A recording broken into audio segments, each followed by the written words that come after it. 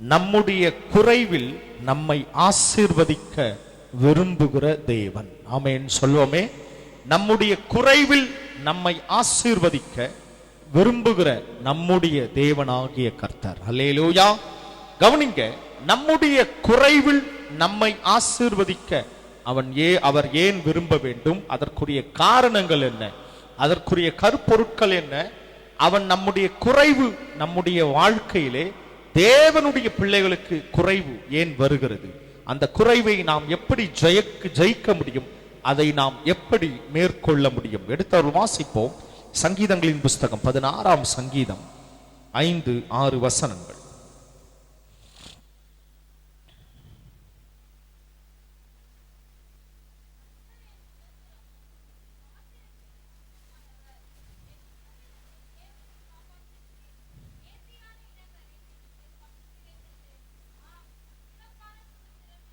கர்த்தருடைய பரிசுத்த நாமத்திற்கு ஸ்தோத்திரம். கர்த்தருடைய வார்த்தை இப்படியாய் சொல்லுகிறது, கர்த்தர் என் சுதந்திரமும் என் பாத்திரத்தின் பங்குமானவர். தேவனாகிய கர்த்தர் நம்முடைய சுதந்திரமாய், நம்முடைய ஆசீர்வாதம் மாத்திரமல்ல, அதற்கும் மேலான சுதந்திரத்தின் பங்குமாயிருக்கிறார். என் சுதந்திரத்தை தேவரீர் காப்பாற்றுகிறீர். கர்த்தருடைய வார்த்தை இப்படியாய் சொல்லுகிறது, என் சுதந்திரத்தை தேவரீர் காப்பாற்றுகிறீர். காரணம் என்னவென்று சொன்னால், நேர்த்தியான இடங்களில் எனக்கு பங்கு கிடைத்தது. அல்லேலூயா. அப்ப நல்ல கவனிங்க, இந்த பூமியிலே நாம் பெறுகிற எல்லா ஆசீர்வாதங்கள், சுதந்திரங்கள், நேர்த்தியான காரியங்கள், இது எதுவுமே நம்மால் உண்டானதல்ல, கர்த்தரிடத்திலிருந்து மாத்திரமே நமக்கு கிடைக்கிறது. ஆமென் சொல்லுவோமே. சொல்லுங்க, கர்த்தர் எங்கள் சுதந்திரமானவர். சத்தமா சொல்லுங்க. இங்க சொல்லுங்க, கர்த்தர் எங்கள் சுதந்திரமானவர். அல்லேலூயா. அப்போ தேவனாகிய கர்த்தர் நம்முடைய சுதந்திரமாய் இருக்கிறதுனாலே, கவனிங்க, நேர்த்தியான இடங்களில் கர்த்தரின் சுதந்திரமும் என் பாத்திரத்தின் பங்கு. அப்படின்னா என்ன சொல்லுங்க? உண்மையாகவே நம்முடைய பாத்திரத்தின் பங்கு. தேவ பிள்ளைகளே, கர்த்தர் ஒவ்வொரு நாளும் நமக்கான காரியங்களை, நன்மைகளை, ஆசீர்வாதங்களை நமக்கு ஒவ்வொரு நாளும் கர்த்தர், உண்மையாகவே தேவனாகிய கர்த்தர் எல்லாவற்றையும் செய்ய அவர் உண்மையாகவே நல்லவரும் வல்லவரும் போதுமானவராயிருக்கிறார். அல்லேலூயா. அப்ப கவனிங்க, என் சுதந்திரத்தை தேவரீர் காப்பாற்றுகிறீர். அல்லேலூயா.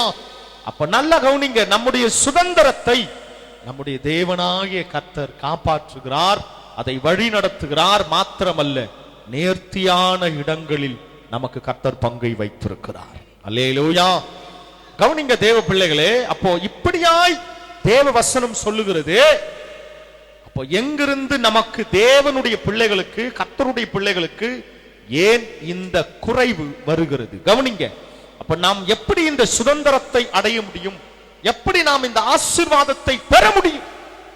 நாம் ஏன் அதை சுதந்திரிக்க முடியவில்லை? கர்த்தர் தருகிற ஆசீர்வாதங்களை நாம் ஏன் சுதந்திரிக்க முடியவில்லை?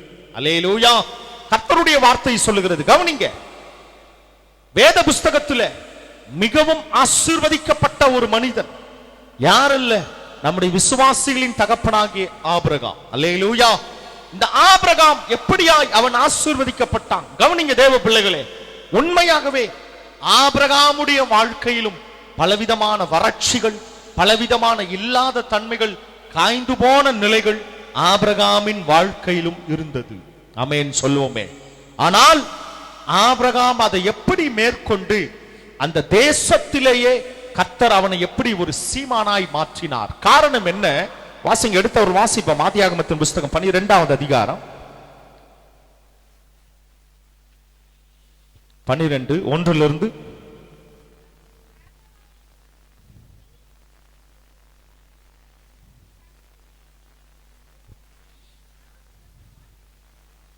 ம்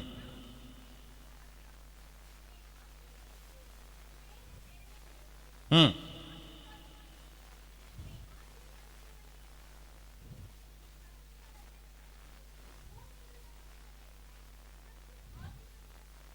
ம்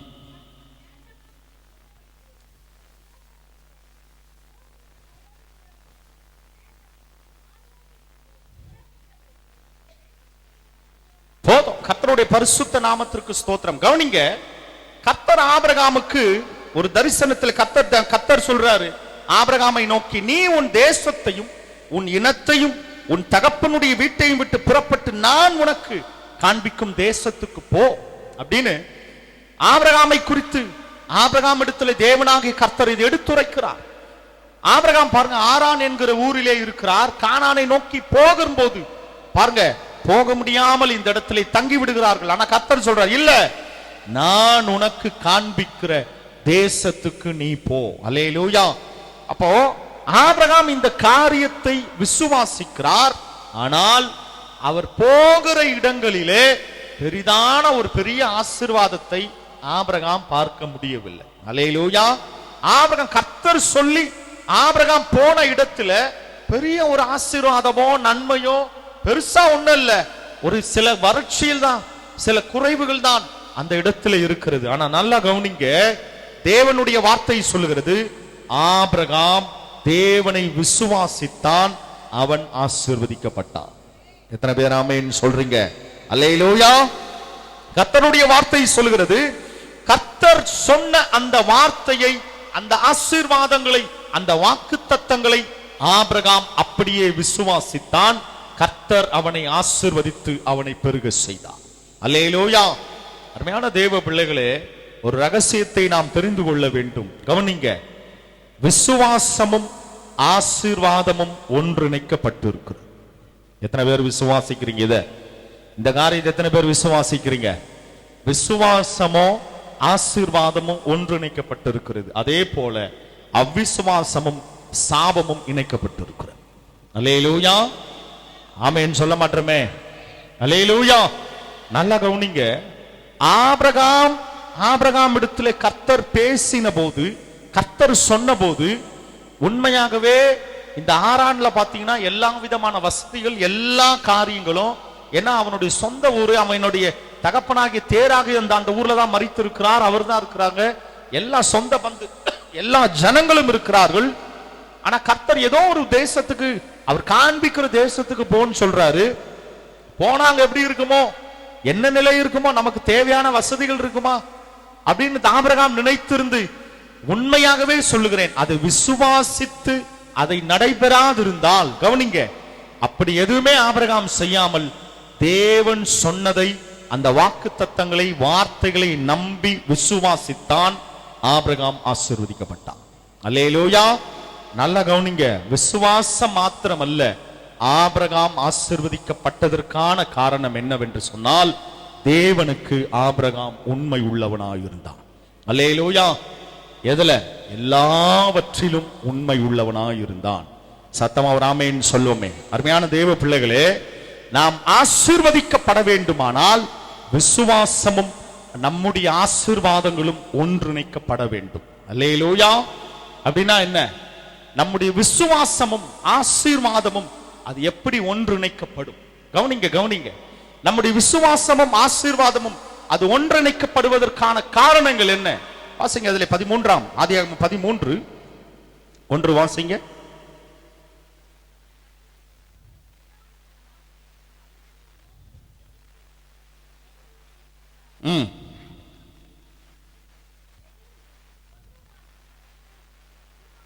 Praise the Lord. Hallelujah. கர்த்தர் சொல்லுகிற அவனுடைய சொந்த தேசத்தை விட்டு கர்த்தர் காண்பிக்கிற தேசத்திற்கு ஆபிரகாம் அவனுடைய மனைவி பிள்ளைகளோடு, அவனுடைய மனைவியோடு எல்லாவற்றையும் கடந்து அவனுடனே லோத்தும் எகிப்தை விட்டு தென் திசையில் வந்தார்கள். ஆபிரகாம் மிருக ஜீவன்களும் வெள்ளியும் பொன்னுமான ஆஸ்திகளை உடையவனாய் இருந்தான். அல்லேலூயா. எப்படி இது மாறுச்சு? கவனிங்க தேவ பிள்ளைகளே, கவனிங்க. ஆபிரகாம் பெரிய சீமானாய் அந்த தேசத்திலே அவன் உயர்த்தப்பட்டதற்கு காரணம், கர்த்தர் சொன்ன வாக்கு தத்தத்தை அவன் விசுவாசித்தான். மாத்திரமல்ல, தேவனுக்கு அவன் உண்மை உள்ளவனாய், கர்த்தருக்கு அவன் உண்மை உள்ளவனாய் இருந்தான். ஆமென் சொல்ல மாட்டோமே? அல்லேலூயா. தேவனுக்கு அவன் உண்மை உள்ளவனாய், கர்த்தருக்கு அவன் உண்மை உள்ளவனாய். ஏனென்றால் கவனிங்க தேவ பிள்ளைகளே, ஆபிரகாம் வாக்குத்தத்தத்தின் நாட்களில் வாழ்ந்தவனாய் இருந்தாலும் தேவனுடைய வார்த்தைகளுக்கு, வாக்குத்தத்தங்களுக்கு அவன் உண்மை உள்ளவனாய், செவி சாய்க்கிறவனாய் காணப்பட்டான். அல்லேலூயா. அப்படின்னா என்னங்க? தேவனுடைய வார்த்தை அந்த நாட்களிலே, ஆபிரகாம் வாழ்ந்த நாட்களிலே, உண்மையாகவே சொல்லுகிறேன், மோசேயின் நியாய பிரமாணத்துல தான் தேவன் காரியங்களை வகுக்கிறார். நீ என்னென்ன செய்யணும், நீ எப்படிலாம் வாழணும், தேவனுக்கான காரியங்களை எப்படி கொடுக்கணும், தேவனுக்கான வரைமுறைகள் எப்படி சரி பண்ணணும், இது எல்லாமே மோசேயினிடத்துல கொடுக்கப்பட்டது. ஆனால் இதெல்லாம் வருவதற்கு முன்பாகவே ஆபிரகாமின் நாட்களிலேயே ஆபிரகாம் தேவனுக்கு மன உண்மையும் உத்தமமுமாய் அவன் நடந்து கொண்டான். அல்லேலூயா. அது எப்படி நான் கவனிங்க, கர்த்தர் உண்மையாகவே, கர்த்தர் இருக்கிற தேசத்தை விட்டு வேறு தேசத்திலே போய் இருந்த போதும் கர்த்தர் ஆபிரகாமை ஆசீர்வதித்தார். அவன் சீமானாய் கர்த்தர் மாற்றினார். காரணம் என்ன? தேவனுக்கு முன்பாக ஆபிரகாம் உண்மையும் உத்தமமாய் இருந்தான் எல்லா காரியத்திலும். ஆமென் சொல்வோமே. எப்படிங்க சொல்லுங்க? எல்லா காரியத்திலும் ஆபிரகாம் உண்மை உள்ளவனாய் இருந்தான். அல்லேலூயா. முக்கியமான விஷயம், கர்த்தருக்கான விஷயத்திலே அவன் உண்மை உள்ளவனாய் இருந்தான். சத்தமா ஒரு ஆமென் சொல்லுவோமே. இன்றைக்குதான் சபைகள், இன்னைக்குதான் சபைகள் இருக்குது, பாஸ்டர்லாம் இருக்கிறாங்க, ஆசாரியர்களா இருக்கிறோம், எல்லாரும் இருக்கிறாங்க. அன்னைய நாட்கள்ல பெரிய சபைகளோ பெரிய காரியங்களோ ஒன்றுமே இல்லை. ஆனால் ஆபிரகாம் அன்றைக்கு இருந்த ஆசாரியனாகிய மெல்கிசேதேக்கை சந்தித்து அவனுக்கு உண்டான எல்லாவற்றிலும் கர்த்தருக்குரிய காரியத்தை எடுத்து கொடுக்கிறான். ஆமென் சொல்லுங்களேன். வாசிங்க, அந்த வசனத்தை வாசிங்க. ஆதியாகமத்தின் புஸ்தகம் 14வது அதிகாரம் 18 வாசிப்போம்.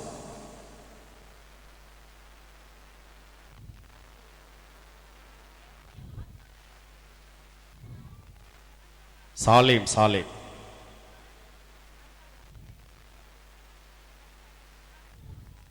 கொண்டு வந்து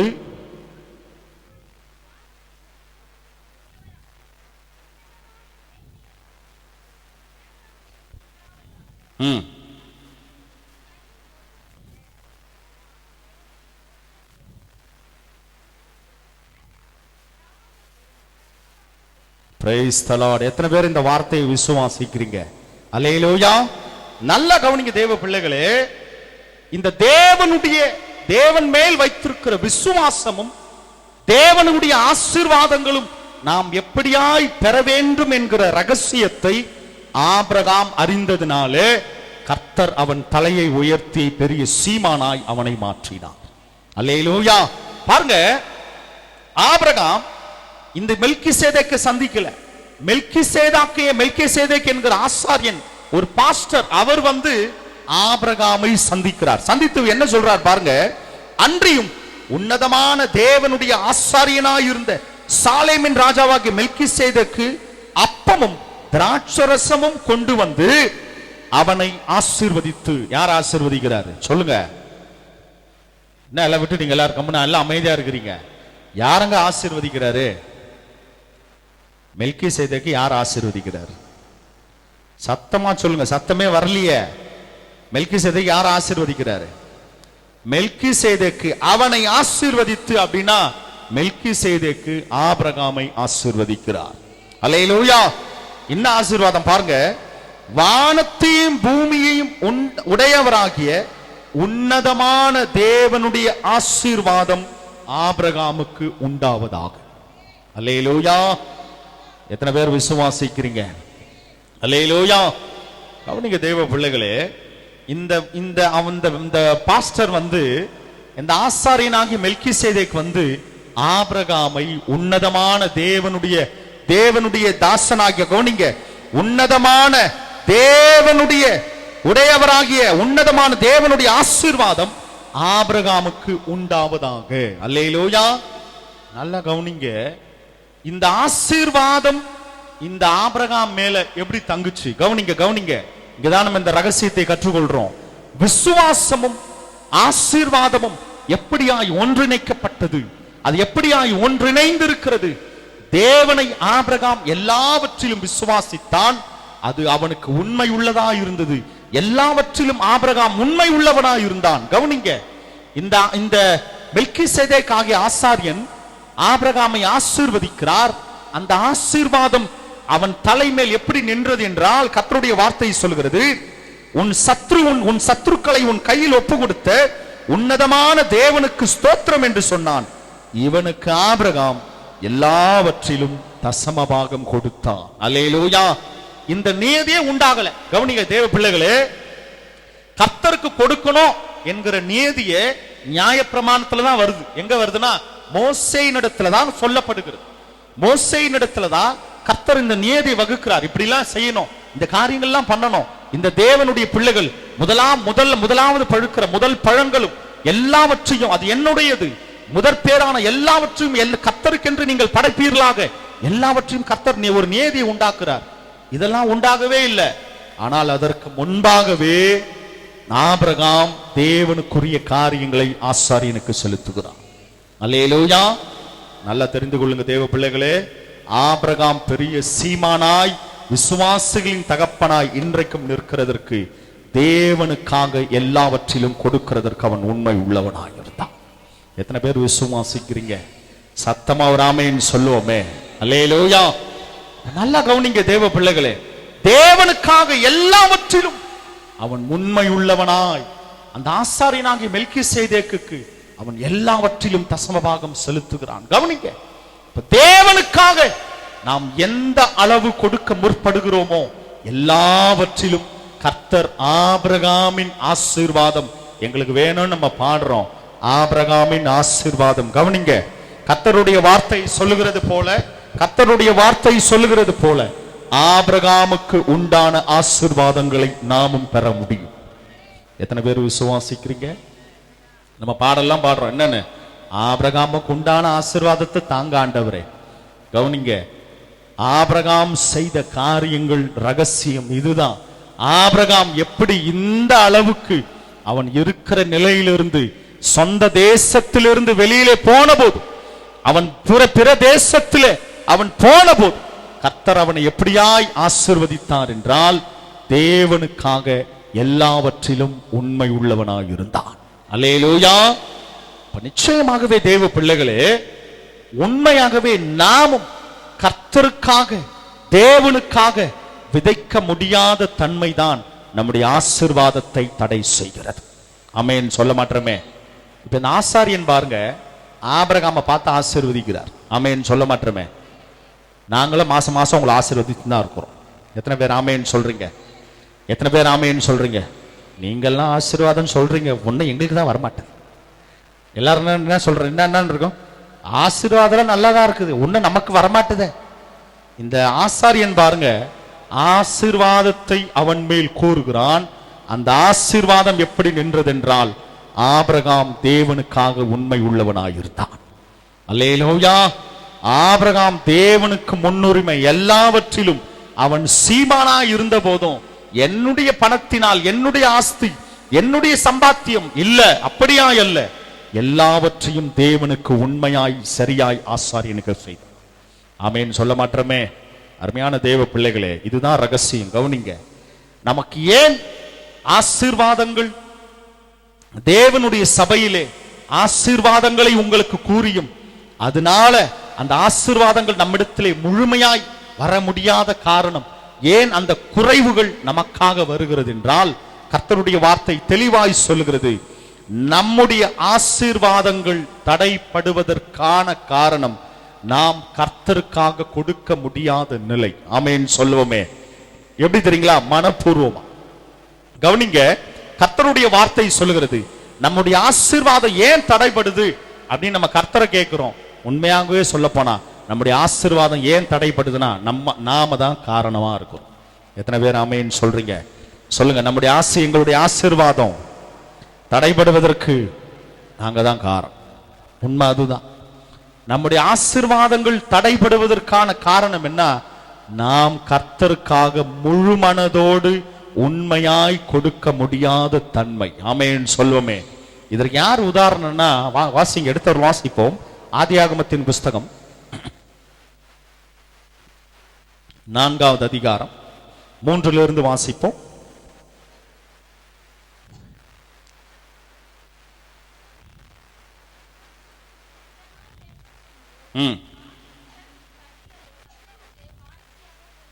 ம்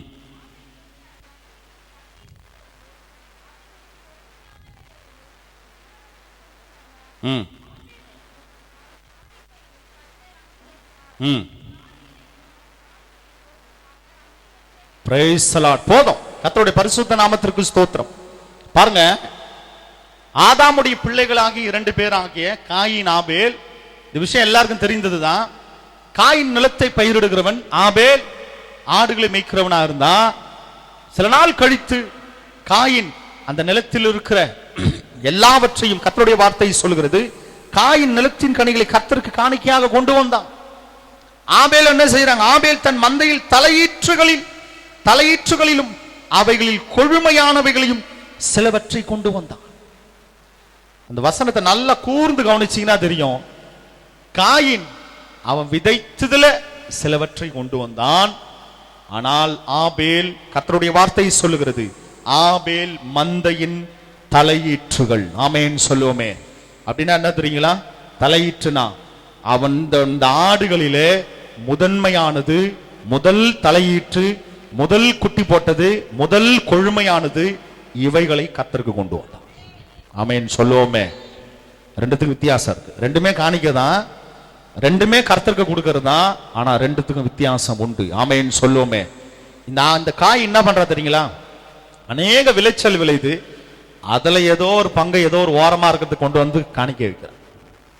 அருமையான தேவ பிள்ளைகளே, நம்முடைய காணிக்கைக்கு கர்த்தர் காத்திருக்கவில்லை. சத்தமா ஒரு ஆமென் சொல்லுங்களேன். அல்லேலூயா. கர்த்தர் எதை அங்கீகரித்தாரா? ஆபேலுடைய காணிக்கை அங்கீகரித்தார். காயினுடைய காணிக்கை கர்த்தர் புறம்பே தள்ளினார், அங்கீகரிக்கவில்லை. ஆமென் சொல்லுவோமே. அப்படின்னா என்ன அர்த்தம் புரிந்து கொள்ளுங்க. தேவனுக்கு நம்ம ஏதோ ஒரு காணிக்கையை கொடுப்பது கர்த்தருக்கு பிரியமானது அல்ல. அதை கர்த்தர் ஏற்றுக்கொள்ளவும் மாட்டார். எத்தனை பேர் ஆமென் சொல்றீங்க? சொல்லுங்க. முதலீட்டானவைகளை சொல்லுங்களேன். முதலீட்டானவைகளை, அந்த வார்த்தையை நல்லா கவனிங்க. சாரி, தலையீற்றானவைகளை, முதல் உள்ள தலையீற்றான காரியங்கள் தான் கர்த்தருக்குரியது. அல்லேலூயா. அருமையான தேவ பிள்ளைகளே, இதுதான் ரகசியம். ஏதோ நம்முடைய சம்பாத்தியத்திலே, நம்முடைய பொருள்ல கர்த்தருக்கு ஏதோ ஒரு காரியத்தை கொடுக்கிறோன்னா, உண்மையாகவே சொல்கிறேன், நம்முடைய ஆசீர்வாதங்கள் தடைப்படும். அல்லேலூயா. இந்த ரகசியத்தை அறிந்து கொண்டவர்கள் உண்மையாகவே ஆசீர்வதிக்கப்படுவார்கள். அல்லேலூயா. முதல் பழுத்த, கர்த்தருடைய யாத்திராகமத்தில் நீங்க வாசிக்கலாம், முதல் பழுத்த பழம், அதிலிருந்து வடிகிற ரசமும் கர்த்தருக்கு சொந்தமானது. அல்லேலூயா. எத்தனை பேர் விசுவாசிக்கிறீங்க? இதுதான் நம்முடைய ஆசீர்வாதங்கள் தடைபடுவதற்கான காரணம். கவனிங்க. நாம என்ன நினைக்கிறோம்? இல்ல, நிறைய காரியங்கள் இருக்குது, இதுல ஏதோ ஒரு பகுதியை நம்ம கர்த்தருக்கு என்று கொடுக்கிறோம். கவனிங்க. நமக்கு பலனையும் நமக்கு ஜீவனையும் கொடுத்து வேலை செய்வதற்கான பலனையே கர்த்தர் தான் கொடுக்கிறார். அல்லேலூயா.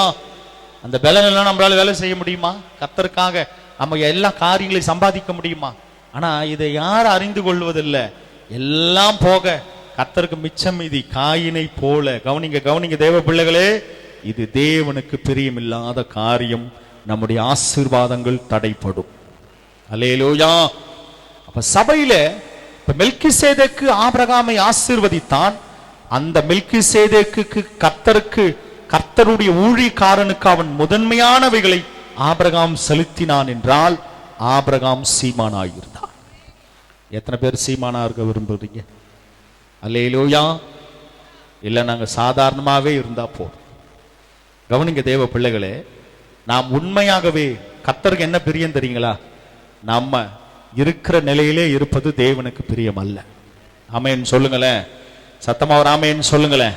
நம்ம ஏதோ சாதாரணமான நிலையிலே வாழ வேண்டும் என்பது தேவ சித்தமே அல்ல. கர்த்தர் ஒவ்வொருவரையும் சீமான்களாய் தான் பார்க்க ஆசைப்படுறார். எத்தனை பேர் விசுவாசிக்கிறீங்க?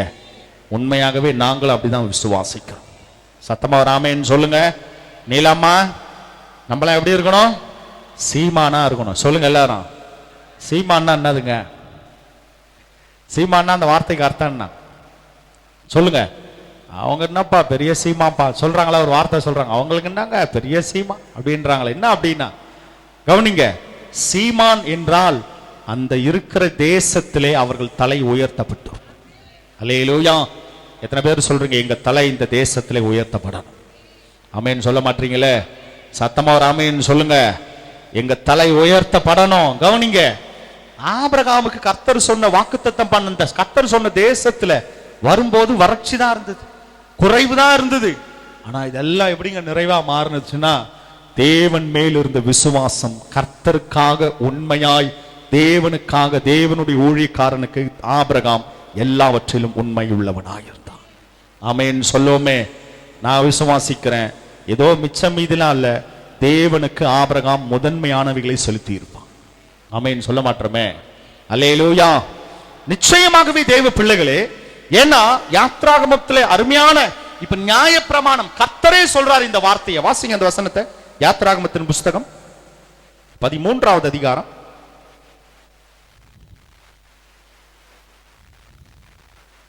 தேவனால் சொல்லப்பட்ட கட்டளை இதுதான் செய்யணும் ஜனங்கள். வாசிங்க யாத்ராகமம் 13 1 2 வசனங்கள்.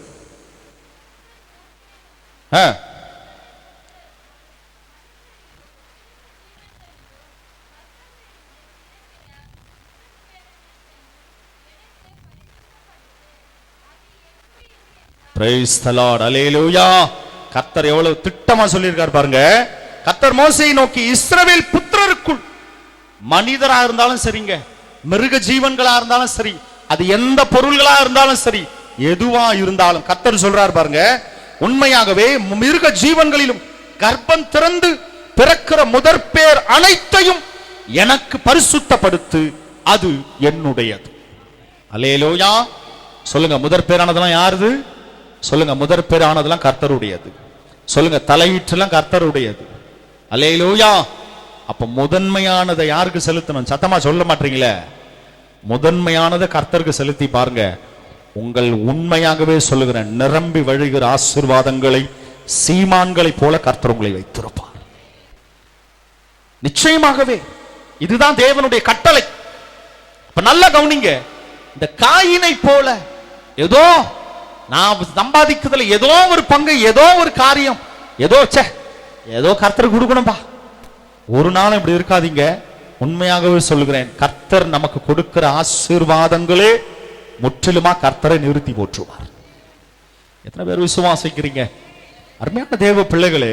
ஏன்னா பிசாசு இப்படிப்பட்ட பொய்யான காரியங்களை, வாக்குறுதிகளை நம்முடைய இருதயத்திலே விதைத்திருப்பான். ஆமென் சொல்ல மாட்டோமே. அல்லேலூயா. ஏன் என்று சொன்னால், கவனிங்க தேவ பிள்ளைகளே, இந்த காரியங்களை தேவன் கொடுக்கிற பலன், தேவன் நமக்கு கொடுத்திருக்கிற தயவு நாம் செலுத்த வேண்டும். தெளிவான ஒரு வார்த்தை உண்டு. எடுத்து ஒரு வாசிப்போம். 2 கொரிந்தியருக்கு எழுதின நிருபம் 9வது அதிகாரம் வாசிப்போம். 2 கொரிந்தியர் 9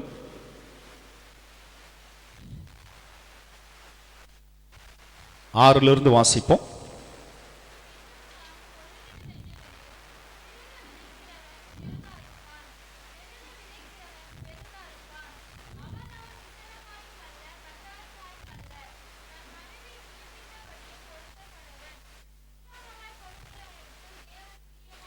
எத்தனை பேர் இந்த வார்த்தைகளை விசுவாசிக்கிறீங்க? அந்த மேல உள்ள 6வது வசனம் பாருங்க. பின்னும் நாம் சொல்லுகிறது என்னவெனில், சிறுக விதைக்கிறவன் சிறுக அறுப்பான், பெருக விதைக்கிறவன் பெருக அறுப்பான். ஆமென் சொல்லுவோமே. அல்லேலூயா. எத்தனை பேர் சிறுக விதைக்க போறீங்க? எத்தனை பேர் பெருக விதைக்க போறீங்க? எத்தனை பேர் சிறுக விதைக்க போறீங்க? பெருக விதைக்க போறது எத்தனை பேரு? அல்லேலூயா. உண்மையாகவே பெருக நீங்கள் அறுவடை செய்யும்படியாய், நீங்கள் பெருகும்படியாகவே கர்த்தர் விரும்புகிறார். ஆனா அந்த வசனம் சொல்லப்பட்டிருக்கு பாருங்க. அப்போஸ்தலனாகிய பவுல் இந்த கொரிந்தி சபைக்கு எழுதுறா, அவனவன் விசனமாயும் அல்ல, கட்டாயமாயும் அல்ல, அது தேவனுக்கு பிரியமானதும் அல்ல. அல்லேலூயா. கட்டாயமா நீங்க செய்துதான் ஆகணும், நீங்க கொடுத்துதான் ஆகணும், அது தேவனுக்கு பிரியம் அல்ல. முழு மனதோடு உற்சாகமாய் கொடுக்கிறவனிடத்தில் தேவன் பிரியமாயிருக்கிறார். அல்லேலூயா. அருமையான தேவ பிள்ளைகளே, கட்டாயத்தோடு இதை செய்துதான் ஆகணும், இதை பண்ணிதாகணும், அது கர்த்தருக்கு பிரியமா அல்ல, அதுல ஆசீர்வாதமும் இருக்காது. ஆமென் சொல்லுங்களேன். எப்படி நம்ம கொடுக்கணும் கர்த்தருக்கு? சத்தமா சொல்லுங்க, சத்தமா சொல்லுங்க எல்லாரும். அதுலயே உற்சாகம் இல்லையே, சொல்றதுலயே உற்சாகம் இல்லையே. உற்சாகம்ன்ற வார்த்தை உற்சாகமா சொல்லுங்க, சத்தமா சொல்லுங்க. உற்சாகமே இல்லை. நல்லா உற்சாகமா சொல்லுங்க, உற்சாகமாய் கொடுக்கிறவனிடத்தில் கர்த்தர் பிரியமாய் இருக்கிறார். அல்லேலூயா, அல்லேலூயா. அப்ப நல்லா கவனிங்க, கட்டாயத்தோடு இந்த காயினை போல கட்டாயத்தோடு ஏதோ கொடுக்கணும், அது கொடுக்காம இருக்கலாம், வேண்டாம், தேவையில்லாத கதை. கர்த்தர் அங்கீகரிக்கவில்லை, தேவையே இல்லை, அப்படிப்பட்டது கர்த்தருக்கு தேவையே இல்லை. அல்லேலூயா. நீ கட்டாயப்படுத்தி விசனப்படுத்தி இல்ல, அது தேவையில்லை. கர்த்தருக்காக இது கர்த்தர் கொடுத்தது, நான் கர்த்தருக்கு முதன்மையானதை செலுத்துகிறேன். அந்த இருதயத்தோடு கொடுங்களேன், வானத்தின் பலகணிகள் உங்களுக்காக திறக்கப்படும். எத்தனை பேர் விசுவாசிக்கிறீங்க?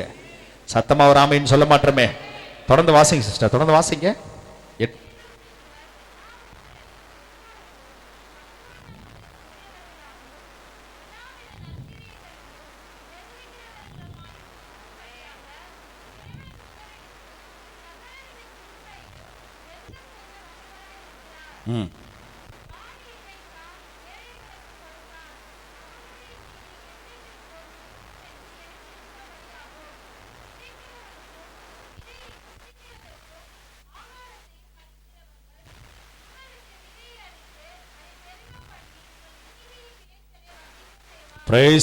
கர்த்தருடைய வார்த்தை பாருங்க, நல்ல தெளிவாய் சொல்லப்படுகிறது. விதைக்கிறவனுக்கு விதையையும் புசிக்கிறவனுக்கு ஆகாரத்தையும் அளிக்கிறவர் உங்களுக்கு விதையை அளித்து அதை பெருக பண்ணி உங்கள் நீதியின் விளைச்சலை வர்த்திக்க செய்வார். அல்லேலூயா. முதல்ல விதையை உங்க கையில கொடுக்கிறதே யாருதான் சொல்லுங்களேன். அந்த வார்த்தை பாருங்க, தெளிவா சொல்லுகிறது. உங்களுக்கு விதையை அளித்து, அப்படின்னா விதைச்சாதான் அறுவடை செய்ய முடியும். அந்த விதையை உங்க கையில கொடுக்கிறதே யாருதான் சொல்லுங்க? பரலோகத்தின் தேவன் தான் உங்க கையில விதையை கொடுக்கிறார். ஆமென் சொல்லுங்க. அந்த விதையை நீங்கள் விதையுங்கள், 1000 மடங்காய் அறுவடை செய்யுங்கள். அல்லேலூயா. கர்த்தருடைய வார்த்தை சொல்கிறது, விதையை அளித்து அதை பெருக பண்ணி உங்கள் நீதியின் விளைச்சலை வர்த்திக்க செய்வார். ஆமென் சொல்ல மாட்டோமே. அல்லேலூயா. அருமையான தேவ பிள்ளைகளே, அப்போ நீதியின் விளைச்சலை தேவன் நமக்கு வர்த்திக்க செய்யும்படியாய் கர்த்தர் 8வது வசனம் பாருங்க, நீங்கள் மேலும் நீங்கள் எல்லாவற்றிலும் எப்பொழுதும் சம்பூரணம் உடையவர்களாயும் சகலவித நற்கிரியைகளும் பெறுகிறவர்களாயும் இருக்கும்படியாக தேவன் உங்களிடத்தில் சகலவித கிருபையையும் பெருக செய்ய வல்லவராயிருக்கிறார். அல்லேலூயா. நீங்கள் சம்பூரணத்திலும் தேவனுடைய கிருபையிலும் நீங்கள் வளர்ந்து பெருகும்படியாய், நீங்கள் வளர்ந்து மேலோங்கி நீங்கள் வர்த்திக்க செய்யும்படியாகவே கர்த்தர் விரும்புகிறார். ஆமென் சொல்லுவோமே. அல்லேலூயா. அருமையான தேவ பிள்ளைகளே, நாங்க இப்படி இருக்கணும் தான் நினைக்கிறோம், சில நேரங்களில் நாங்கள் தவறி போகிறோம். கவனிங்க கவனிங்க கவனிங்க. அநேக நேரங்களிலே நாம் தேவனுக்காக கொடுக்கணும்னு நிர்ணயம் பண்றோம், ஆனால் பிசாசு கொடுக்கிற பொய்யான காரியங்கள், அவனுடைய வாக்குறுதிகளை நம்பி அதை விட்டு நாம் பின்வாங்குகிறோம். இது தேவனுக்கு பிரியமில்லாதது. இன்னும் சொல்ல போனா நமக்கு சாபத்தை கொண்டு வரும். ஆமென் சொல்ல மாட்டோமே. அல்லேலூயா. முதலாவது நாங்க கர்த்தருக்கு தான் கொடுக்கணும்னு நினைக்கிறோம், அது என்னமோ தெரியல, பல காரியங்கள் வருது, அதனால நாங்கள் மறந்துடுறோம், கொடுக்க மறந்துடுறோம். ஏதோ கர்த்தருக்கு மிச்சம் மீதிய, அது தேவனுக்கு பிரியமல்ல. முக்கியமான கவனிங்க, கர்த்தருக்கென்று நியமித்து அதை விட்டு பின்வாங்கினால் ஆசீர்வாதத்திற்கு பதிலாக நமக்கு சாபத்தை கொண்டு வரும். இதற்கு உதாரணமா 2 பேர் இருக்கிறாங்க. வாசிங்க, அப்போஸ்தலர் எழுதின அப்போஸ்தலர் 5வது அதிகாரம்.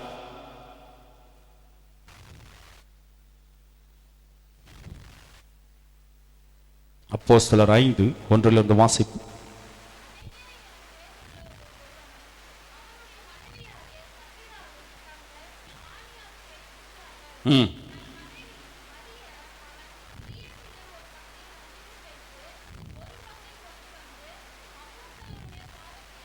கவனிங்க தேவ பிள்ளைகளே, அனனியா சப்பிரால் என்கிற ஒரு கணவன் மனைவி 2 பேர் இருக்கிறாங்க. அவங்க என்ன நினைக்கிறாங்க, எங்களுடைய சொத்து காணியாச்சுன்னா அவங்களுடைய சொத்துக்கள் முழு சொத்தையும் எல்லா சொத்தையும் விற்று எங்களுக்கு வீடு வாசல் எதுவும் வேணாம், நாங்க என்ன பண்றோம், பேதுரு அவரை அந்த சார்ந்து இருக்கிற அந்த சபையிலே நாங்கள் முழுவதுமா எங்களை அர்ப்பணிக்கிறோம், சபையிலே உட்கார்ந்து கொள்றோம். கவனிங்க தயவு செய்து, யாரும் பேசாதீங்க. நாங்கள் சபையிலே இருக்கிறோம், நாங்க எங்க அப்போஸ்தலருடைய பாதத்தில் நாங்கள் வைத்து எங்க வாழ்நாட்களை கர்த்தருடைய ஊழியத்திற்கென்று செலவு செய்கிறோம், எங்களுடைய எல்லா பணமும் சொத்தும் எல்லாம் கர்த்தருடைய சபைக்கென்று கொடுக்கிறோம் அப்படின்னு தீர்மானம் பண்ணிட்டாங்க. என்ன பண்ணிட்டாங்க? அதுக்காக மொத்த சொத்துக்களையும் விற்று, காணியாட்சியை விற்று, எல்லாவற்றையும் விற்று அப்போஸ்தலருடைய பாதத்திலே, 2வது வசனம் சொல்லப்படுது, தன் மனைவி அறிய அவன் கிரயத்தை, கவனிங்க, ஒரு பங்கை கொண்டு வந்து அப்போஸ்தலருடைய பாதத்திலே வைத்தான். இப்போ எடுத்து வந்து கொண்டு வந்து கொடுத்த உடனே 3வது வசனம் வாசிங்க. பேதுரு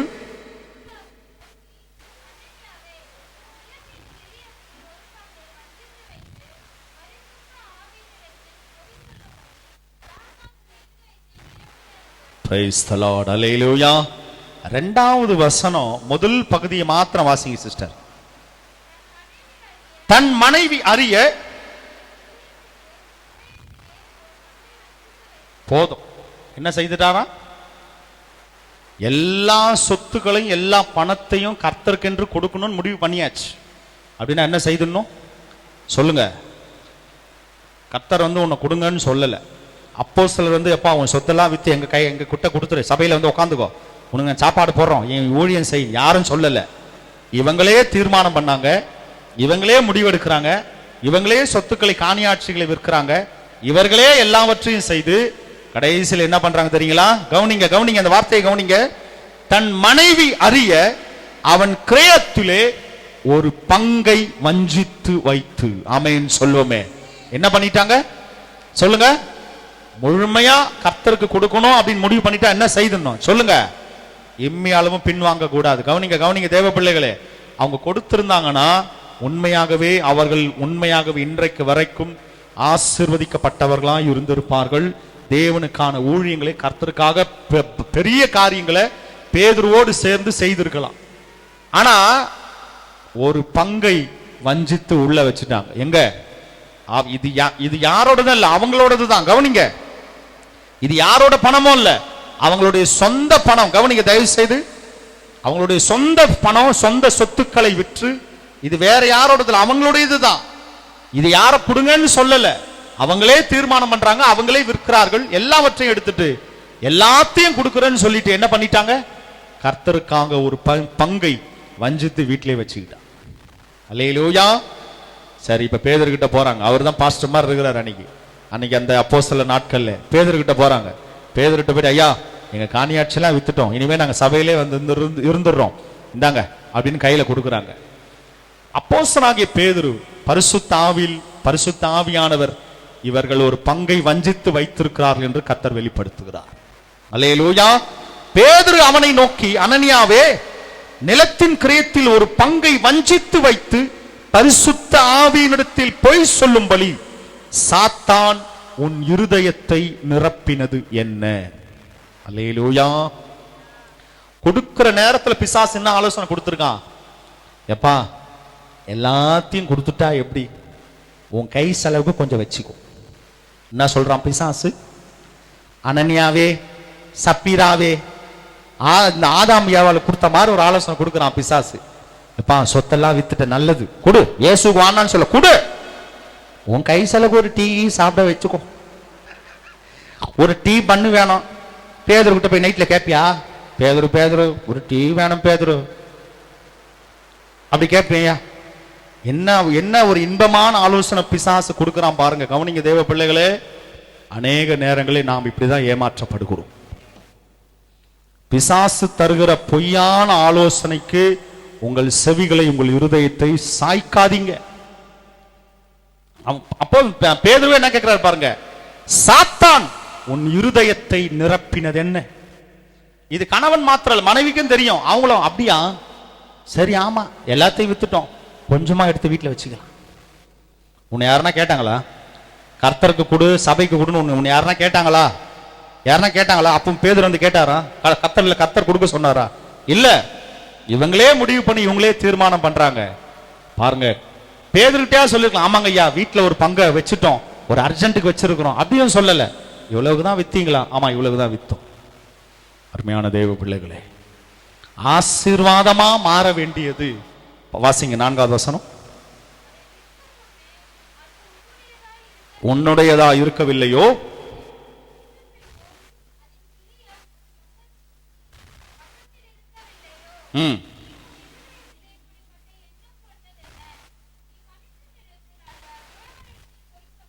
பிரைஸ் தி லார்ட். அல்லேலூயா.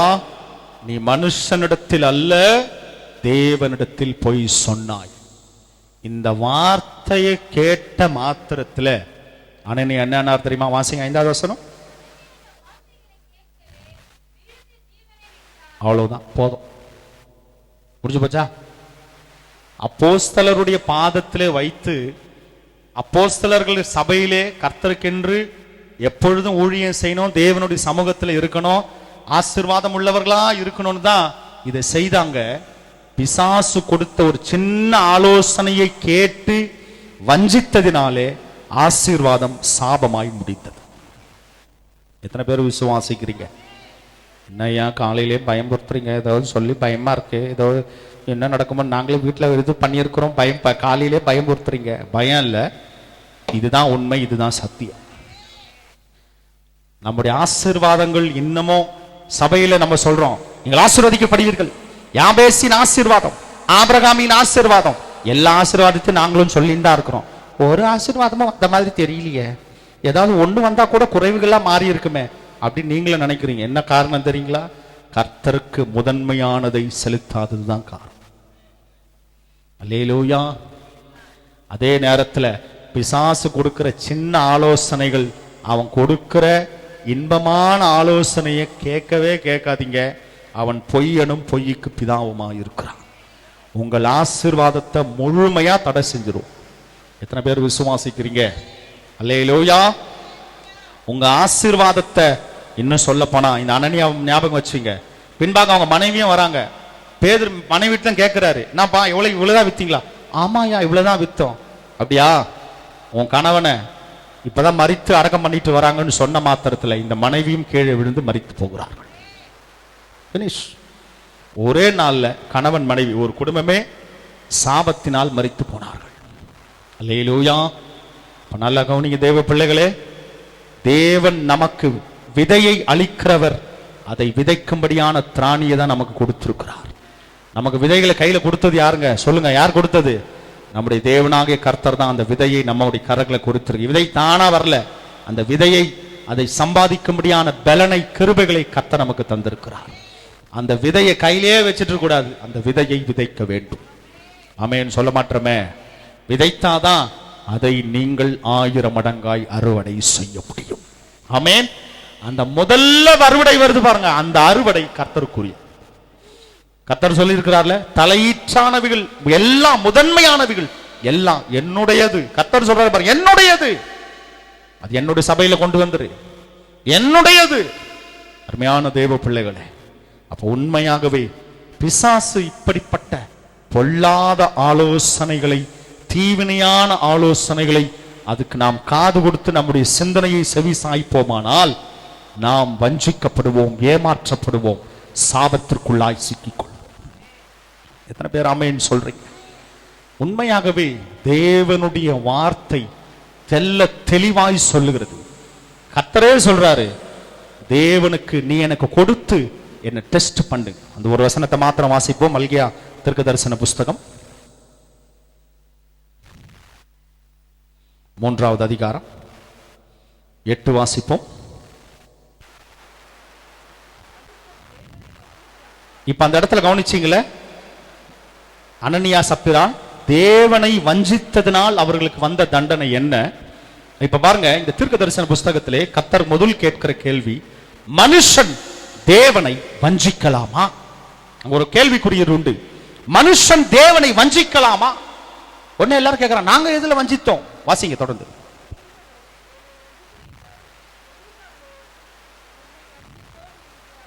வஞ்சித்தோம் என்று உண்மை எதனாலே உண்மை வஞ்சித்தோம் என்கிறீர்கள்? கர்த்தரே சொல்றார், வாசிங்க. கவனிங்க தேவ பிள்ளைகளே, கர்த்தருடைய வார்த்தை தீர்க்க தரிசனமாய் சொல்லப்படுகிறது. தசமபாகத்திலும் காணிக்கைகளிலும் கர்த்தருக்குரிய காரியத்திலே நாம் வஞ்சிக்கப்பட்டு அநேக நேரத்திலே வஞ்சிக்கிறோம். அல்லேலூயா. இதுல இருந்து நாம் ஒரு காரியத்தை தெரிஞ்சு கொள்றோம். என் ஆசீர்வாதம் தடைபடுறதுக்கு வேற யாரும் காரணம் இல்லை, பிசாசு கூட இல்லை, நான் தான் காரணம். நல்லா கவனிங்க. நம்ம நினைக்கிறோம் நாங்க எதனால வஞ்சிக்கிறோம்? நாங்க கர்த்தருக்கு உண்மையா தானே இருக்கோம், எல்லாவற்றிலும் உண்மையா தானே செய்யறோம், எல்லாம் உண்மையா நடக்கிறோமே. இல்ல, கர்த்தருக்கு முதன்மையானதை தலையீற்றுகளை கர்த்தருக்கு செலுத்துறோமா? இன்னைக்கு டெஸ்ட் பண்ணுங்க. பாருங்க, அந்த வார்த்தையை சொல்லுங்க. நாங்கள் எதனாலே வஞ்சித்தோம்? கர்த்தர் சொல்றார், காணிக்கை தசம பாகத்திலும் காணிக்கைகளிலும் தானே. வாசிங்க தொடர்ந்து.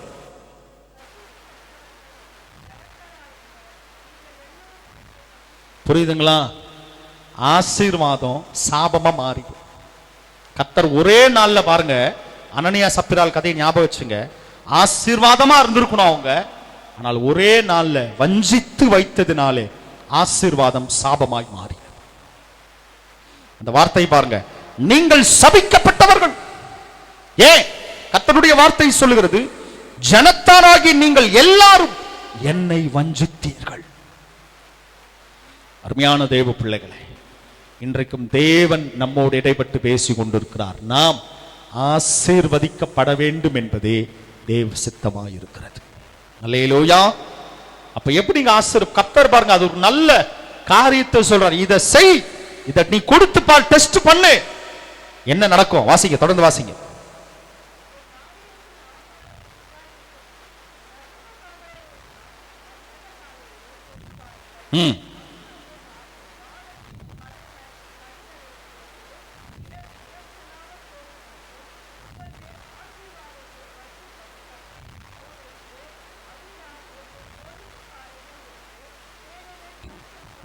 சத்தமா ராமையின் சொல்லுவோமே.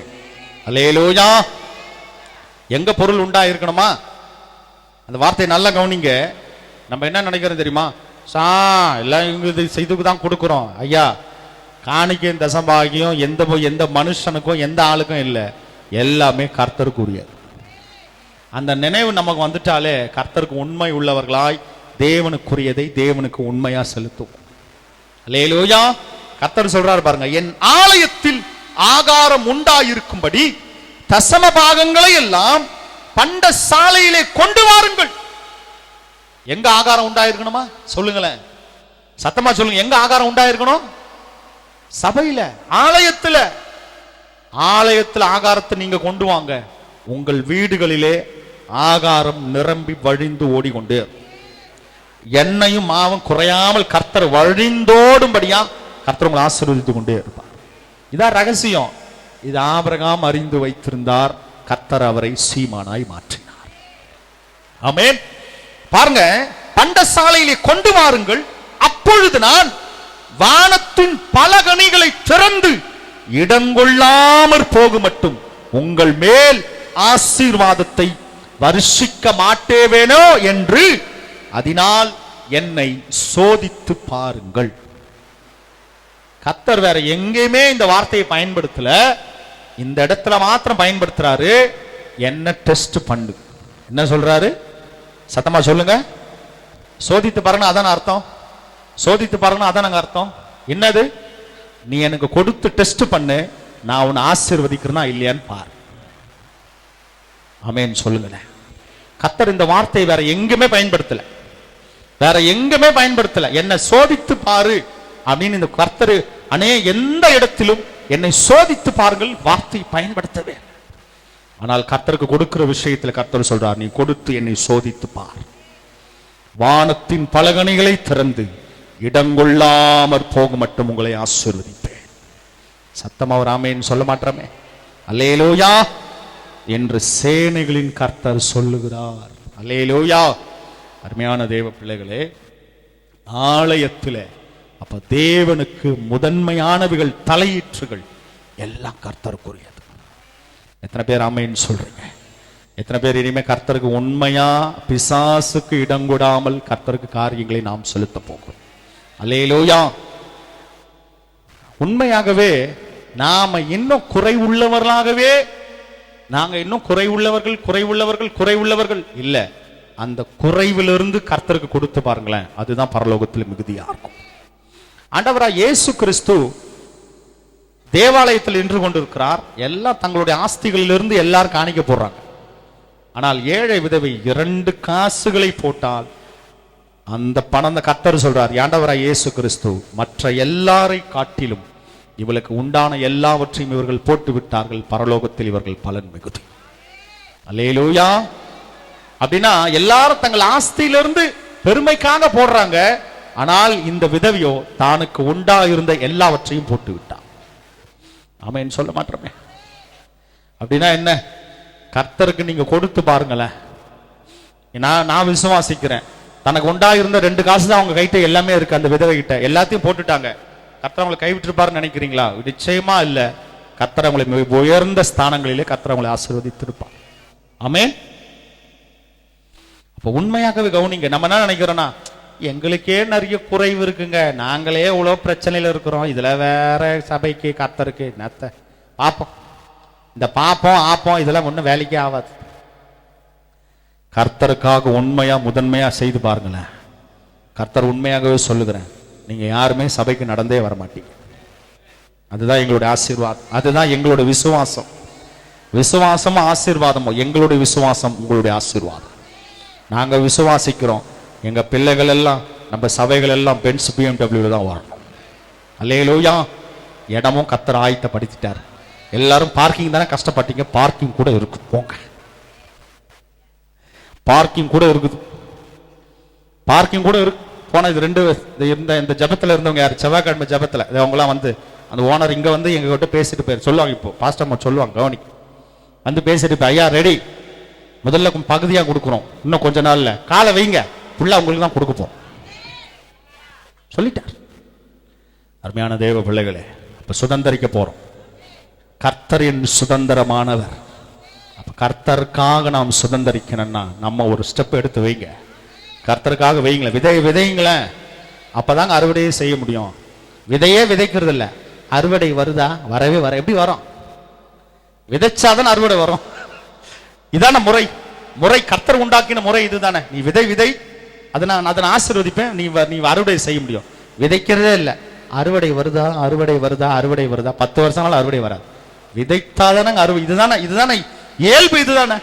நான் விதைத்தாதான் அதை அறுவடை செய்ய முடியும்.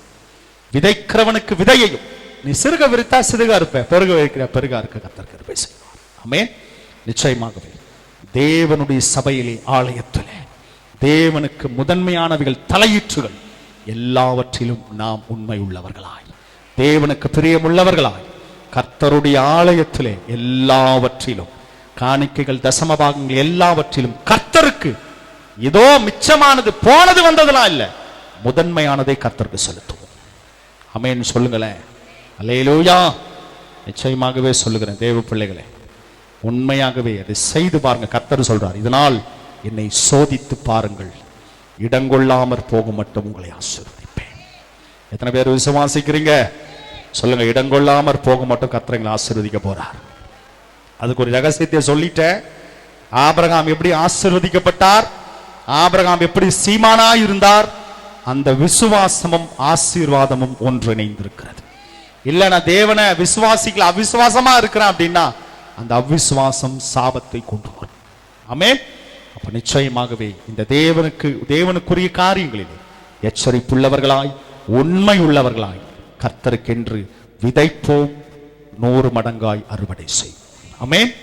தேவனுக்குள் பலப்படுவோம். கர்த்தர் நிச்சயமாகவே நம்முடைய தலைகளை கர்த்தர் ஆசீர்வதிப்பார். ஆபிரகாமுக்கு உண்டான ஆசீர்வாதங்களினால் கர்த்தர் நம்மை நிரப்புவாராக. ஆமென் சொல்லுவோமே. கர்த்தர் நிச்சயமாகவே தேவனுக்கென்று பலப்படுவோம், தேவனுடைய ராஜ்யத்தை சுதந்திரிப்போம். கர்த்தருக்கென்று பெரிய காரியங்கள் நம்முடைய குடும்பத்திலும் நம்முடைய சொந்த வாழ்க்கையிலும் கர்த்தர் பெரிய காரியங்களை செய்ய போகிறார். ஆமென் சொல்லுங்க. நாங்கள் ஆசீர்வதிக்கப்பட்டவர்கள்.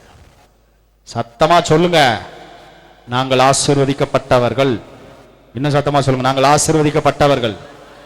ஆபிரகாமின் ஆசீர்வாதம் எங்களுடையது. சொல்லுங்க, ஆபிரகாமுடைய ஆசீர்வாதம் எங்களுடையது. அல்லேலூயா. கர்த்தர் விசுவாசத்தோடு நாம சொல்லி இருக்கிறோம், கர்த்தர் அதை நிவர்த்தி செய்வார், அதை நிறைவேற்றுவார். கர்த்தர் பெரிய விதமாய் ஆசீர்வதிப்பார். கர்த்தர் தாமே இந்த வசனங்களை ஆசீர்வதிப்பார்.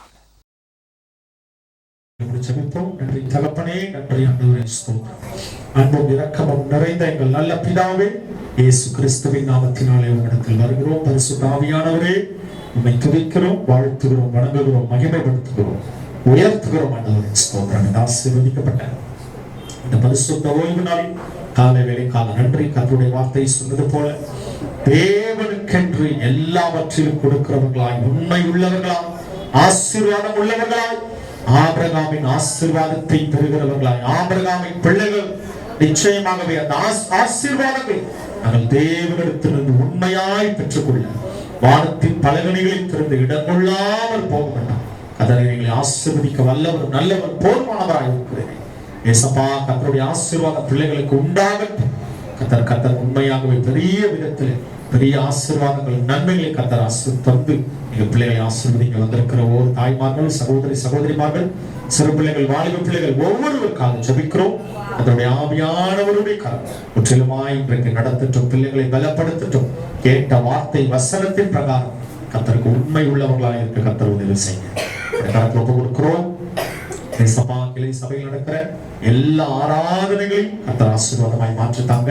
ஏசப்பா, இந்த அருமையான சொல்லிப்படி சபைக்கு கீழே இடத்தை கர்த்தர் எல்லா தடைகளையும் நீக்கி இடம் கிடைக்கும்படியாய் கர்த்தர் உதவி செய்ய, நாங்கள் அந்த இடத்தை சுதந்திரிக்க கர்த்தர் உதவி செய்ய கரத்தில் எங்களை முற்றிலுமாய் தாழ்த்துகிறோம், அர்ப்பணிக்கிறோம். தொடர்ந்து ஆசீர்வதிக்க, தொடர்ந்து பலப்படுத்துங்க. மேலான நன்மைகள், கிருபைகள் தொடரட்டும். இயேசுவின் நாமத்தில் பிதாவே. எல்லோரும் சேர்ந்து சொல்லுவோம். என் ஆத்துமாவே கர்த்தரை ஸ்தோத்திரி, முழு உள்ளமே அவருடைய பரிசுத்த நாமத்தில் ஸ்தோத்திரி. என் ஆத்துமாவே கர்த்தரை ஸ்தோத்திரி, அவர் செய்த சகல உபகாரங்களையும் மறவாதே. நம்முடைய கர்த்தராகிய இயேசு கிறிஸ்துவினுடைய கிருபையும் பிதாவாகிய தேவனுடைய அன்பும் பரிசுத்த ஆவியானவருடைய அன்பும் ஐக்கியமும் இன்றைக்கும் சதா காலங்களிலும் நம்மோடு இருப்பதாக. ஆமென். அல்லேலூயா, அல்லேலூயா, அல்லேலூயா. ஒவ்வொரு மாசத்தோடு வாழ்த்துக்கள். அனைவருக்கும் பெண்கள் வாழ்த்துக்கள், பெண்கள் தின வாழ்த்துக்கள். ஒவ்வொரு பெண்களுக்கும் சபை சார்பாய் பெண்கள் தின வாழ்த்துக்கள். கர்த்தர் உங்களை ஆசீர்வதித்து பெருக செய்வார். ஆமென்.